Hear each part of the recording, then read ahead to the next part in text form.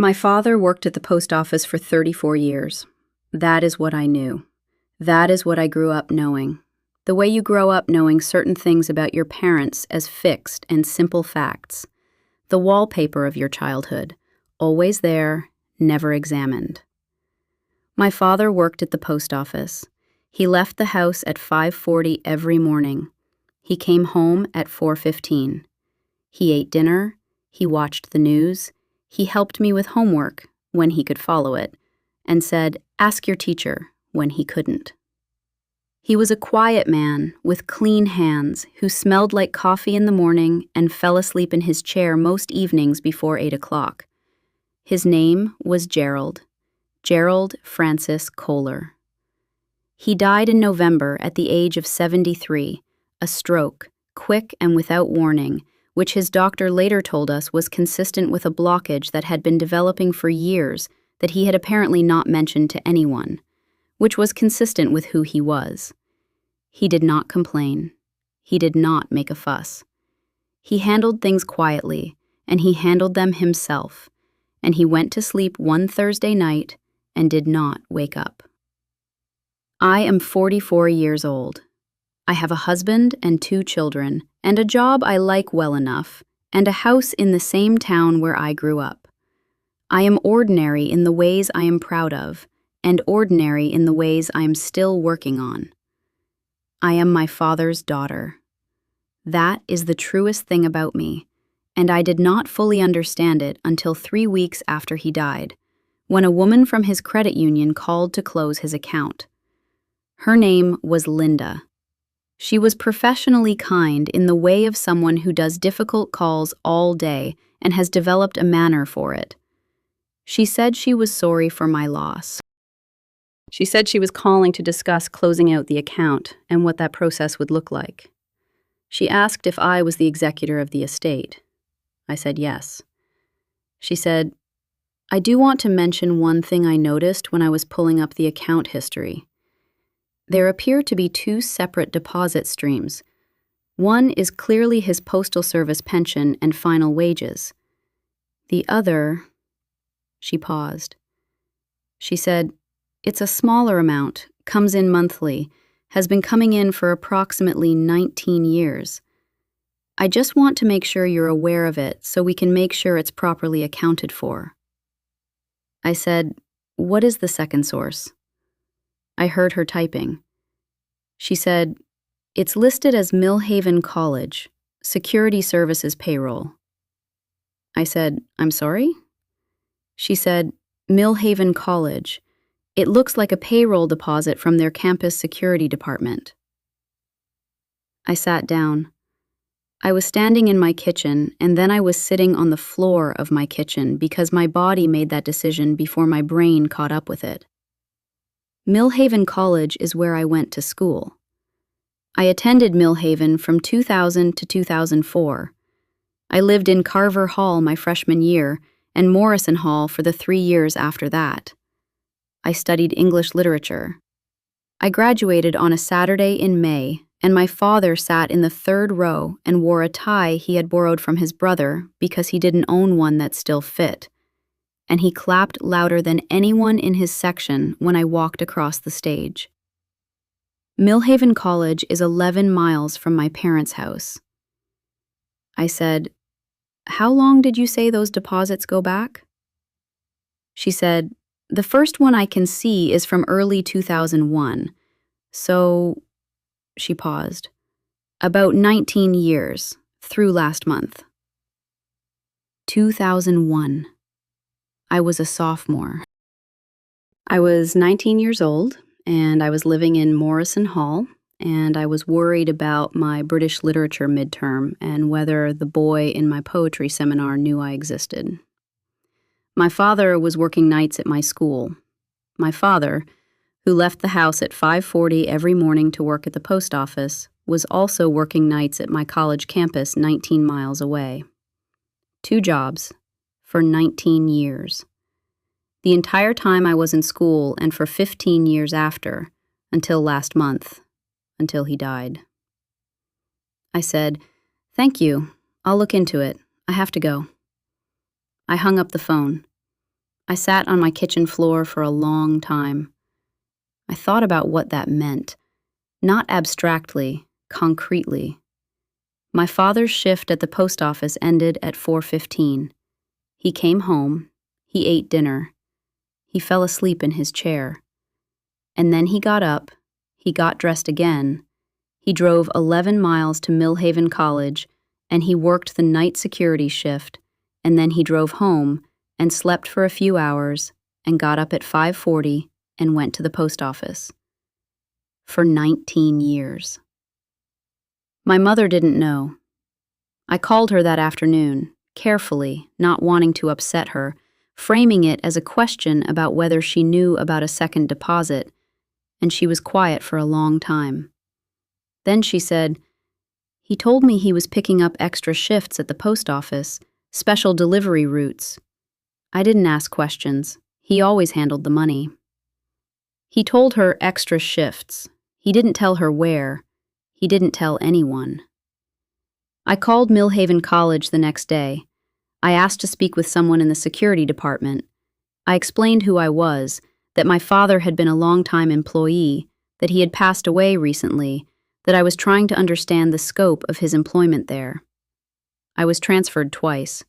Then a man came on the line. His name was Carl. He had a slow, steady voice, and he said, "Gerald Kohler."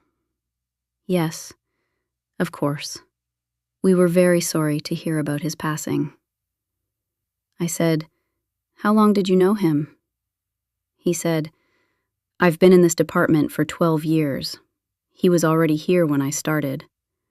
The guys who were here before me said he'd been coming in since around 2001. Always nights, always the same shift, 11 p.m. to 7 a.m., Tuesday through Saturday. Tuesday through Saturday, 11 p.m. to 7 a.m. I was in my dorm 4 buildings away. I was sleeping in my dorm bed or staying up too late, or walking across campus at 2 in the morning to the 24-hour library, and my father was somewhere on that campus in a security uniform, making sure I was safe. I said, "Did he ever—" I stopped. I said, "Did he ever mention why he took the job?" Carl was quiet for a moment. Then he said, "He did, actually. He told me once. This was maybe 5, 6 years ago. We were doing overnight rounds together. It was quiet. We were talking. He said he'd taken the job when his daughter started school here. He said he figured if he was going to be losing sleep worrying about her anyway, he might as well get paid for it." I pressed my hand over my mouth. Carl said, "He said after she graduated, he kept thinking he'd quit. But by then he was used to the schedule, and the money was useful, and—" He paused. He said, "And I think he just liked being here. He used to walk the East Quad sometimes on his rounds, past the dorms. He said it made him feel close to something. I didn't ask what. Close to something. He walked past my dorm. For 4 years while I was a student there, my father walked past my dorm on his rounds, checking that the doors were locked, that the lights were on in the right places, that everything was as it should be. I never saw him. I never knew he was there. I walked across that campus 1,000 times at all hours, and he was somewhere on it, in a uniform, doing his rounds. I did not know. I called my sister in Colorado. I told her everything. She cried immediately and completely, the way my sister cries, fully, without embarrassment, as though grief is a reasonable response to things and requires no apology. She said, "Kath," she said, "he never said a word." I said, "He never said a word." She said, "Not once in 19 years. I said, "Not once." We were quiet together on the phone for a while. My sister said, "Do you remember how he always asked about your school? like every time he called. Every Sunday he called and he asked what was happening on campus, what the weather was like there, whether you'd been eating. I remembered.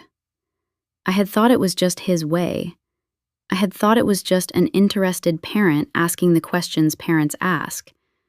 It had not occurred to me, how could it have occurred to me, that he was asking because he had been there the night before, that he was picturing the campus he knew from the inside, the way it looked at 3 a.m. with the paths empty and the dorm windows dark. He was asking because he knew. My father grew up working class, and he stayed working class his whole life, and he was not ashamed of it, and he did not complain about it. He gave me what I needed, and he did not give me what he couldn't, and he never made me feel the difference, which is its own extraordinary thing, which I understand better now than I did before. He paid for college on a postal worker's salary, or so I believed, or so he let me believe, without complaint, without drama, without asking for anything in return. He paid for it with a second job he never mentioned, 11 to 7, Tuesday through Saturday. For 4 years while I was a student, and then for 15 years after because he was used to the schedule, and because he liked being there, and because it made him feel close to something. I went back to Millhaven in January. I drove the 11 miles and I parked in the visitor lot and I walked the campus. It was cold. January in this part of the country is serious cold.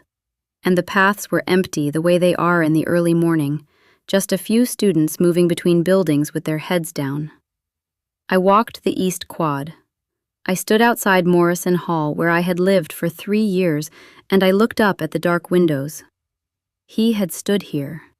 He had stood somewhere near here, in the dark, in the cold, in a security uniform, making his rounds, making sure the doors were locked, making sure everything was as it should be, going home at 7 a.m. to sleep a few hours before his real shift started. I stood there for a long time. Then I walked to the security office, which is in a small building near the main gate that I had passed 100 times without noticing. I went inside. Carl was there. He was older looking than I had imagined from his voice, mid-50s, gray at the temples, the specific, comfortable bearing of someone who has worked the same job for a long time and is at peace with it. He shook my hand. He said, "I'm glad you came." He showed me the break room. There was a corkboard on the wall with shift schedules and announcements and photographs. In the corner of the corkboard, slightly overlapping a schedule from 2 months ago, was a photograph. My father, in uniform, standing outside somewhere on campus, squinting a little into what must have been early morning sun. He was smiling.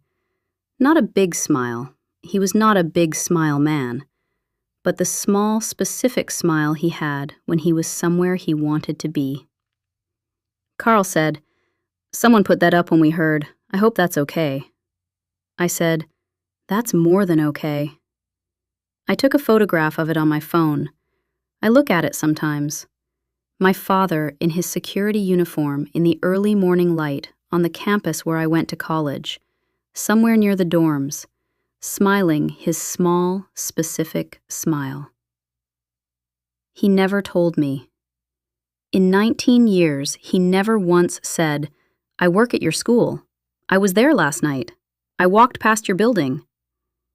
He just came home at 4:15 and ate dinner and fell asleep in his chair. He just got up at 11 and drove 11 miles and did his rounds. He just kept doing it, long after I graduated, long after there was any practical reason to, because he was used to it, and because it made him feel close to something. My children are 11 and 8. They don't fully understand yet what I found out about their grandfather. They knew him as the man who brought candy when he visited, and fell asleep in the chair, and let them watch things on television that I probably should have known about. They knew him as Grandpa. I am going to tell them when they're older. I'm going to tell them the whole story. Not to make him a saint. He was not a saint. He was a man. Complicated and quiet, and sometimes hard to reach. And always, underneath all of it, working. Always working. Always making sure. I'm going to tell them, your grandfather worked 2 jobs for 19 years so that the people he loved would have what they needed. He did it without telling anyone. He did it without asking for credit. He drove 11 miles in the middle of the night and walked the rounds and drove home and slept 3 hours and got up and did it again. That is who he was. That is the whole of who he was.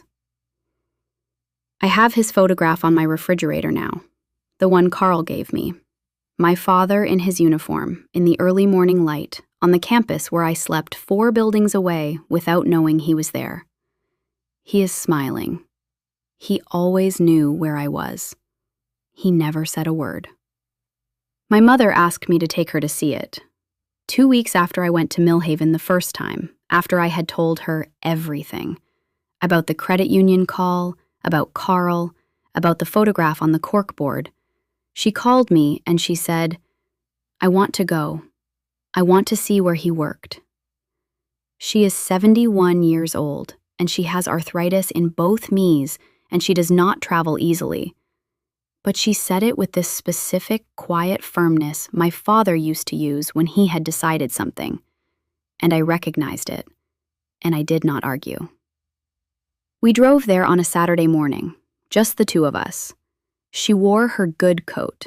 She brought flowers, which I thought was for him, for some gesture at the place where he had spent 19 years of nights. But when we got to the security office and Carl came out to meet us, she handed the flowers to him. She said, "Thank you for being his friend." Carl looked like a man who had been unexpectedly given something he needed. He said, "He was easy to be friends with." My mother said, "He was, wasn't he?" He was very easy.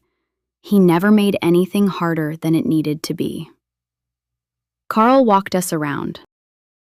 The East Quad, the path he took on his rounds, past the dorms, past the library, past the all-night coffee cart by the science building where apparently my father had stopped every shift for a medium regular and had known the overnight barista, a graduate student named Tim, well enough to know about Tim's dissertation and Tim's girlfriend and Tim's complicated feelings about his academic advisor. My mother stopped in front of Morrison Hall. She looked up at the building for a long time. She said, "Which floor did you live on?" I said, "3rd floor. That window, 2nd from the left." She looked at the window. She said, "He never told me which window." I didn't know there was a specific window to look at. I understood what she meant. 34 years of marriage, 19 years of this specific secret, and there was a window she had not known about. A specific square of glass that her husband had looked up at, in the dark, in the cold, on his rounds. She put her arm through mine. We stood there looking up at my old dorm window. She said, "He used to come home in the mornings sometimes, smelling like cold air. I thought it was from the parking lot, from walking to his car. I never thought—" She stopped. She said, "I never thought to ask why he smelled like cold air in November, when the post office lot was covered." I squeezed her arm. She said, "You know what he was like. He would have said it was nothing. He would have changed the subject. He was very good at changing the subject when he didn't want to explain something." I said, "I know." She said, 19 years. I said, 19 years. We drove home together. She was quiet most of the way. When I pulled into her driveway, she sat for a moment before getting out. Then she said, "I'm not upset with him. I want you to know that. I have been thinking about whether I am, and I'm not. He thought he was protecting me from worrying. That was always his way. If there was something to carry, he would carry it himself, rather than let it touch anyone else. She opened the car door. Then she paused and looked back at me and said, "He was protecting you too." He always said the worst part of being a parent was not being able to follow them everywhere, not being able to make sure. She smiled, small and sad. She said, "So he just followed you," in the only way he could figure out. She got out of the car. I watched her walk to her door, her good coat, her careful step, and the icy path. My father followed me to college. He followed me there every night for 4 years and then kept going for 15 years after, because he had decided that as long as he was able, he would be somewhere close to the place I had been, making his rounds, checking the locks, stopping for his medium regular, looking up at a third-floor window. I have thought about what it would have meant if I had known. If I had walked across that campus one night at 2 a.m. on my way back from the library and seen a man in a security uniform and recognized him. If I had said, "Dad, what are you doing here?" I think he would have been embarrassed. I think he would have made light of it. I think he would have changed the subject. I am glad I didn't know. I am glad he had those nights to himself. The cold and the quiet, and the rounds and the coffee cart, and the specific satisfaction of a man who is where he needs to be, doing what he needs to do, taking care of something in the only way available to him. He was a quiet man with clean hands who smelled like coffee in the morning. He smelled like cold air sometimes too. I just didn't know why. I know now. He always knew where I was. He made sure of it. He never said a word.